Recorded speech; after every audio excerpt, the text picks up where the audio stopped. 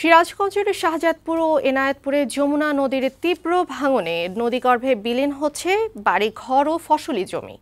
সম্প্রতি এই দুই অঞ্চলের প্রায় ১.৫ কিলোমিটার এলাকায় বেশ কয়েকটি বসতবাড়ি ও ফসলি জমি বিলীন হয়েছে।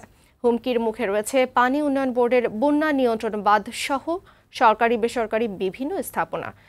সিরাজগঞ্জ সংবাদদাতা সুজিত সরকারের প্রতিবেদন।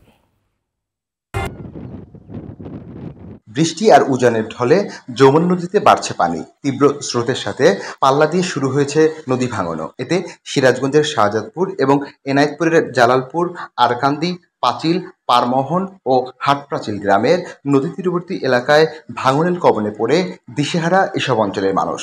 এছাড়া ভাঙনের মুখে পড়েছে বন্যা নিয়ন্ত্রণ বাঁধ, মসজিদ, প্রাথমিক বিদ্যালয়, মাদ্রাসা সহ বসতভিটা ও ফসলি জমি।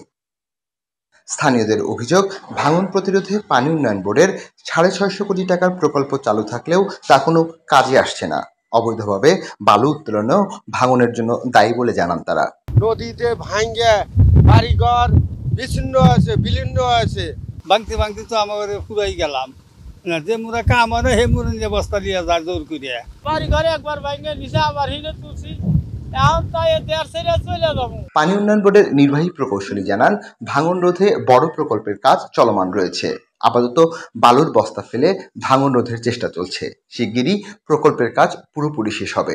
তীর প্রতিরক্ষা কাজের প্রকল্প চলমান রয়েছে। এই প্রকল্পের অগ্রগতি বর্তমানে প্রায় 50%। এইটা মিটিগেট করার জন্য আমরা ইতিমধ্যে প্রকল্পের পাশাপাশি সেখানে জিও টিউব এবং সেখানে উল্টো পাশে একটি চর রয়েছে, সেটি জরুরি ভিত্তিতে অপসারণের জন্য ব্যবস্থা গ্রহণ করেছি। সিরাজগঞ্জের যমুনা নদীর ডান তীর রক্ষায় এনায়েতপুর থেকে শাহজাদপুরের কৈজুরি পর্যন্ত 2019 সালে কাজ শুরু করে পানি উন্নয়ন বোর্ড, যার ব্যয় ধরা হয়েছে ৬৫০ কোটি টাকা।